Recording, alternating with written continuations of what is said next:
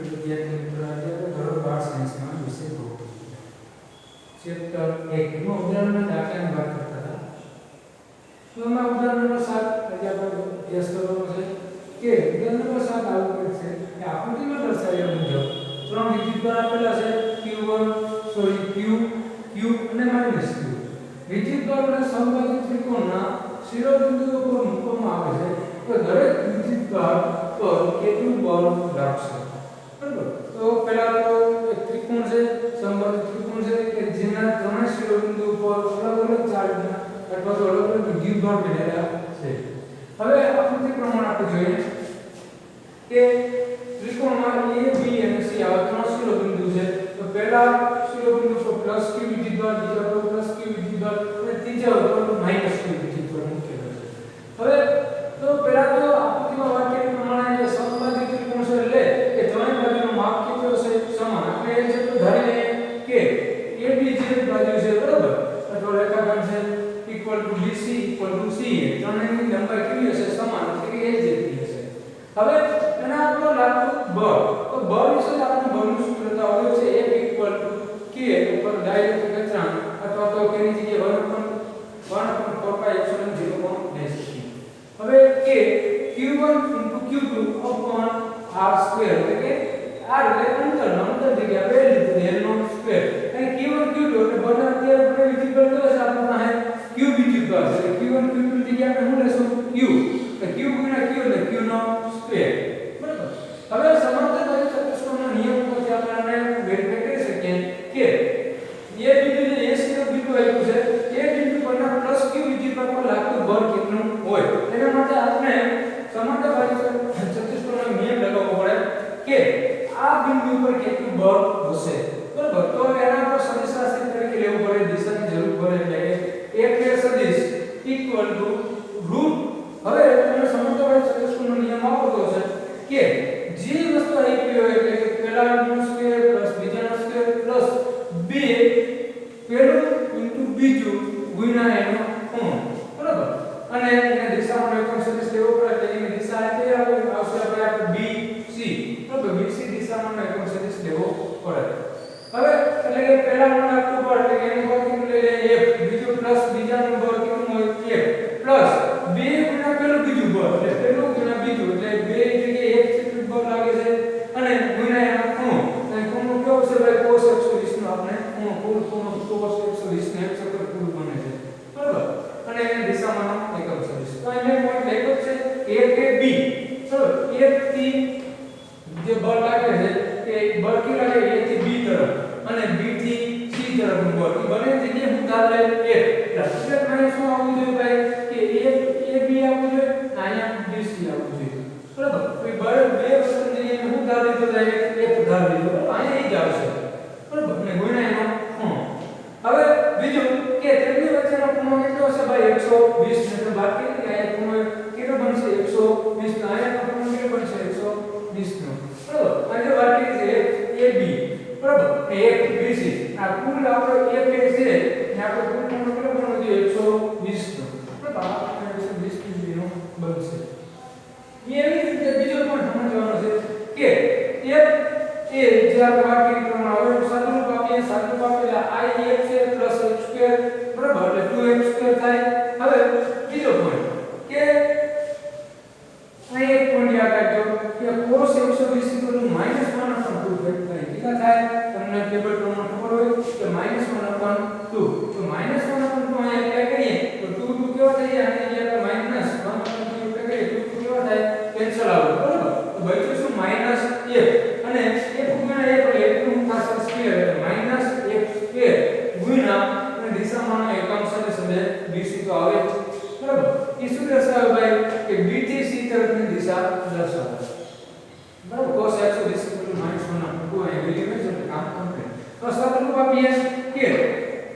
2f² વર્ગમૂળ તેમને લખી દેવાનું -f². તો બે માંથી એકમાં બાદ કરી કેટલી વખત બચે એક વખત. f નો સ્ક્વેર એક વખત બચે તો વર્ગના વર્ગમૂળ જરૂર પડી આપણે કેન્સલ આવે એટલે બચે શું ખાલી f ગુણ્યા દિશામાં એકમ સદિશ એટલે BC કે એમ લખવાનું. હવે એ બિંદુની વાત કરીએ એવી રીતે કઈ વાત કરવાની B ઉપર કે B બિંદુ પરના +Q વિદ્યુતભાર પર લાગતું બળ બરાબર તો એનું બળ આપણે વેરીફાઈ કરીએ અહીંયા જે વેરીફાઈ કરીએ એ આન્સર અહીંયા આવશે તો આપણે સેમ ટુ સેમ લખી નાખીએ કારણ કે પ્લસ q બીજી પ્લસ એટલે કઈ ફેરફાર થશે નહીં ખૂણો પણ એક રહેશે બંને દિશા પણ આમાં જે છે એ જેમાં દિશા છે હવે નેક્સ્ટ પોઈન્ટ કે c બિંદુની વાત કરતા હોય c બિંદુ ઉપર છે કે c બિંદુ પર -q વિદ્યુત દ્વારા લાગતું બળ -q વિદ્યુત દ્વારા આવ્યું એટલે આ બે ઉપર વાત કરી બરાબર a બિંદુ અને b બિંદુ એવી રીતે c નું થશે ને એના પર આપણે વેરીફાઈ કરવું પડશે સામે જે કામ કર્યું એ રીતે આનું કામ કરશું બરાબર તો એમાં fc સદિશ રૂપ જે ઓલી વાત કરી એવી રીતે આને વાત કરવાનું છે કે અહીંયા શું હશે ભાઈ a b અને a b c બરાબર સ્ક્વેર પ્લસ બીજાનો સ્ક્વેર પ્લસ 2 પેલું ગુણ્યા બીજું અને ગુણ્યા એનો ખૂણો બરાબર તો આ ખૂણો ઓલરેડી કેટલો બનશે cos 0 ડિગ્રી એંગલ બનશે કારણ કે અહીંયા કોઈ એંગલ બનતો નથી એટલે cos 0 એટલે આ બાજુ f c b છે આ બાજુ શું છે f c a એટલે આ તો ઓલરેડી ખૂણો બનતો નથી એટલે કેટલા ડિગ્રીનો બનશે 0 અને દિશામાં એનો સદિશ શું લેશું આપણે n કે બરાબર કોઈ બી લઈ શકીએ હવે આમાં સાદું આપીએ સાદું વાક્ય લઈએ આ cos 0 ઇક્વલ કેટલા થઈ ગયા ભાઈ cos 0 આપણે ખબર છે 1 થઈ ગયા f2 એટલે બે વખત છે બરાબર અને ગુણ્યા અહીંયા એક વસ્તુ જોઈ શકીએ આપણે કે 2f ગુણ્યા f બરાબર એટલે એનું શું થઈ જશે સ્ક્વેર થઈ જશે બરાબર એટલે f2 અને દિશામાં એકમ સદિશ દિશામાં એકમ સદિશ આપણો છે n કે હવે ત્રણ વખત છે તો આપણે એનું સાદું વર્ગમૂળ છે એટલે વર્ગમૂળ એટલે આપણે ભેગું રાખવું પડે બરાબર હવે 1 2 અને 3 વખત છે એટલે 3x2 થાય વર્ગને વર્ગનું કેન્સલ કરી એટલે ખાલી એક કરી શકીએ તો વર્ગમૂળમાં 3 તો લખવાય ઉપર અને ગુણ્યા એના દિશામાં એકમ સદિશ અથવા ત્રણેય બિંદુ ઉપરનું બળ આપણે અલગ અલગ મળ્યું એક c આ એક a ના એક b બરાબર આ ત્રણેયમાં આપણે જે બળ વેરીફાઈ કરવાનું તો બળ આવી રીતે ગણી શકીએ ત્રણેયનું બળ આવી રીતે બળ આ બેનું સમાન બનશે એક a અને b બિંદુનું c બિંદુનું બળ થોડું અલગ બનશે કારણ કે એની દિશામાં કરતા ઉલટ બનશે ઓકે હવે નેક્સ્ટ એવો કે ઉદાહરણ છે આપણું ઉદાહરણ નંબર 8 બરાબર ઉદાહરણ નંબર 8 આવું છે કે એક ઇલેક્ટ્રોન કે જે 2 × 10⁴ ન્યૂટન પ્રતિ કુલમ ના નિયમિત વિદ્યુત ક્ષેત્રમાં 1.5 સેન્ટીમીટર જેટલા અંતરનું પતન પામે છે તો ક્ષેત્રનું માન અચળ રાખી ક્ષેત્રનું માન ફેરવવાનું નથી અચળ રાખી અને તેની દિશા ઉલટાવવામાં આવે પાછળની દિશા કેવી કરવામાં આવે વિરુદ્ધ જે મુક્ત પતન થતી ને દિશા ચેન્જ કરી નાખવાની ધારો કે દિશા માઈનસ થી પ્લસ હોય એ નંબરની આકૃતિ પ્રમાણે તો એની દિશા કેવી કરવાની ચેન્જ જે પ્લસ થી માઈનસ થશે એ આકૃતિ b માં બતાવી છે તો હવે તમને બાકી પ્રમાણે ઉલટાવવામાં આવશે અને તેમાં એક પ્રોટોન છે એટલા જ અંતરનું પતન પામે છે તેનું પતન પામવાનું છે પ્રોટોનનું બરાબર તો દરેક એટલે ઇલેક્ટ્રોનનું પતન પામવાનું હવે પ્રોટોનનું કરવાનું છે દરેક દિશામાં પતન માટે લાગતો સમયની ગણતરી કરો અને ગુરુત્વની અસર હેઠળ મુક્ત પતન સાથેનો તફાવત પણ જાણો બરાબર તો પહેલા તો એ નંબરની જે આકૃતિ છે એના પ્રમાણે આપણે કામ કરીએ કે ઇલેક્ટ્રોનનું પહેલા તો આપણે વાત કરી કે એના પર બળ કેટલું લાગશે તો બળ માટે આપણે સૂત્ર ખબર છે ભાઈ કે F = E જ્યાં E કેપિટલ E છે એ વિદ્યુત ક્ષેત્રનું માસ લઈ શકીએ બરાબર હવે કે જેનો આપણે પ્રવેગ ગોતવાનો છે તો ઇલેક્ટ્રોનનો પ્રવેગ એટલે કે F આપણે ખબર છે E થશે બરાબર કે જ્યાં કેપિટલ E એ વિદ્યુત ક્ષેત્રનું માન છે હવે તો સૂત્ર આપણે એટલે કરીએ કે F = m આપણે ખબર છે શું થાય બરાબર m તો બીજા નિયમ તો અહીંયા f ની જગ્યાએ કિંમત મેળવવા માટે શું થશે m એટલે f ની m મેળવવું e ને અહીંયા લેવા દે હવે અહીંયા એક વસ્તુ યાદ રાખવાની છે કે આ e એક પ્રવેગ છે આ માસ છે કેનું છે માસ ઇલેક્ટ્રોનનું છે પ્રવેગ પર ઇલેક્ટ્રોનનું છે તો આપણે આને પ્રવેગ ઇલેક્ટ્રોનનું જે પ્રવેગ છે એને બનાવી સૂત્રના કરતા તો આ ઇલેક્ટ્રોન માસ એટલે બની જાય તો ક્યાં જાય ભાગાકારમાં એટલે e e/me પણ કાઈ પણ ફેરફાર નથી ખાલી પ્રવેગ અને માસ ઇલેક્ટ્રોન ખાલી e લગાવ્યું છે કારણ કે ઇલેક્ટ્રોનનું વાત કરીએ કે ઈઝી રીતે એના હવે એક પોઈન્ટ સમજવા જેવો છે કે જો આ વસ્તુ સ્થિર સ્થિતિમાં થતી હોય બરાબર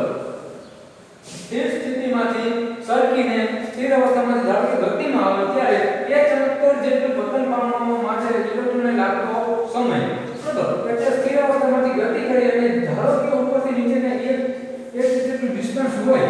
બરાબર બધું પતન કરવા માટે અને વિદ્યુત લાગતો સમયગાળો બરાબર કેટલો હોય એની ઉપરની તરફ અથવા ઉપરથી આપણે અત્યારે એમ ની આકૃતિ વાત કરતા ને અહીંથી જવા માટે એને બટન માટે એટલે તો ના ઉપરથી નીચે બટન કરે છે બરાબર -e ક્લિયર થયો ઉપરની તરફ નીચેની તરફ તો એના માટે લાગતો સમયગાળો તો સમયગાળો એટલે વેરીફાઈ કરવા માટે આપણે એક સૂત્રના ગતિના નિયમ પ્રમાણે ગતિનું સૂત્ર છે તમને ખબર છે આગળ પણ ભણી ગયા ગયા ધોરણમાં 3 સૂત્રો છે તો એના માટે ગતિ માટેનું સૂત્ર છે કે v v0t +1/2 it is square બરાબર અહીં v0 એટલે કે તમારો પ્રારંભિક વેગ થશે એટલે 50 સ્થિર અવસ્થામાં હોય એનો પ્રારંભિક વેગ કેટલો હોય 0 હવે એ એટલે પ્રવેગ થાય આપણે પ્રવેગ કેનો લેવાનો છે ઇલેક્ટ્રોનનો એટલે એ જગ્યાએ આપણે શું લઈ શકીએ a e d એટલે શું થશે અંતર અથવા ડિસ્ટન્સ બરાબર તો ડિસ્ટન્સ આપણે કેટલું લેવાનું છે h જેટલું જે મેં આકૃતિમાં બતાવેલું છે તો બધી વેલ્યુ આપણે આ સૂત્રમાં એપ્લાય કરીએ ગતિના સૂત્ર જે છે એમાં તો d ની જગ્યાએ h લઈએ v0 ની જગ્યાએ આપણે શું કરશું 0 એટલે 0 ગુણ્યા t એટલે 0 થઈ જાય +1/2 ae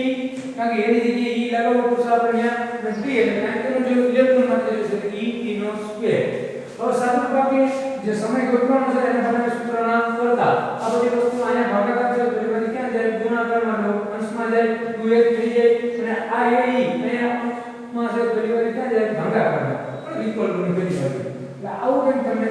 સ્કેલ સ્વરૂપે આ સ્વરૂપે વસ્તુ મળશે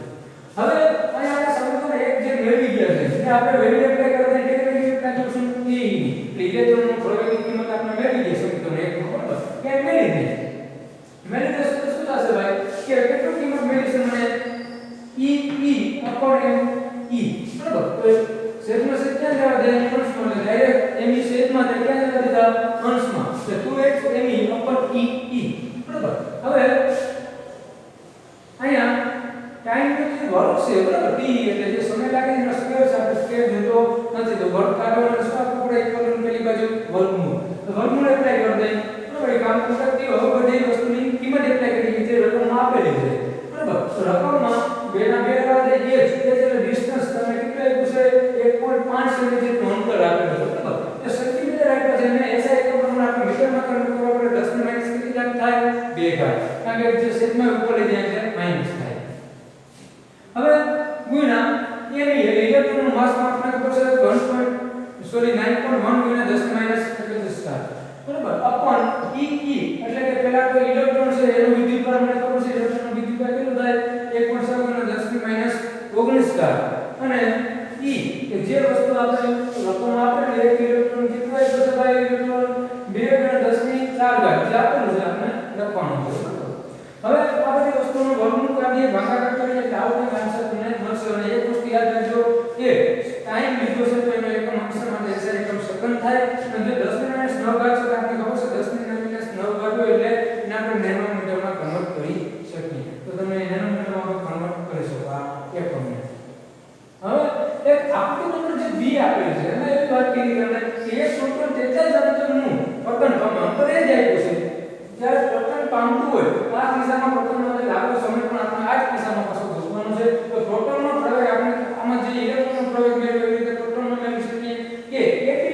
EE/mp અને AB ની જગ્યાએ શું આવશે mp p એટલે પ્રોટોનનો માસ બરાબર હવે h જેટલું અંતર એટલે આપણે અંતર કેટલું લેશું આપણે h જેટલું જ અંતર લેશું ઉમાં જવાની જાણી વાત કરવાની છે પ્રોટોનને લાગતો આપણે શું લેવાનું છે સમય તો TP = જે આન્સર મેળવ્યો આન્સર મળશે આના પર ઇક્વેશન 2 આપી દે બરાબર TP વેરીફાઈ થઈ ગયો હવે ગતિના નિયમ પ્રમાણે ગતિ નિયમ જે આવે કઈ રીતે ગતિના નિયમ આમ જે ઉપયોગ ગતિ નિયમ અહીં લખશું તો અહીંયા સ્ક્વેર કાઢવા માટે વર્ગમૂળ લઈ લીધું ગતિની કિંમત એપ્લાય કરીએ 2h ની કિંમત આપેલી છે 1.5 × 10 2 ઘાત પછી માસ ઓફ પ્રોટોનનું માસ આપણે ખબર છે 1.7 × 10 27 ઘાત થાય પછી e એટલે ઇલેક્ટ્રોનનો વિદ્યુતભાર થાય 1.6 × 10 19 ઘાત અને ગુણ્યા e એટલે કેપિટલ E તમને આપેલું છે ઇલેક્ટ્રોન કેટલું છે ભાઈ 2 × 10 ની માઈનસ 4 ઘાત સોરી 2 × 10 ની 4 ઘાત આટલી વસ્તુ પ્લસ થાય એટલી વસ્તુ તમને આપેલી છે સાદું આપી દે એટલે કામ કમ્પ્લીટ થયું બરાબર અને વર્ગમૂળ કાઢીએ ભાગાકાર કરીએ એટલે આ આન્સર તમને આવે આ આન્સર તમને સેકન્ડમાં મળશે બરાબર કારણ કે સમય છે એટલે સેકન્ડમાં મેળવવો પડે કારણ 10 ની માઈનસ 7 ઘાત છે જો તમારે પોઈન્ટને વેરીફાઈ કરવો હોય તો એક પોઈન્ટ એક બાજુ થશે એક પેલી બાજુ લખ્યો ઘાતમાં શું થાય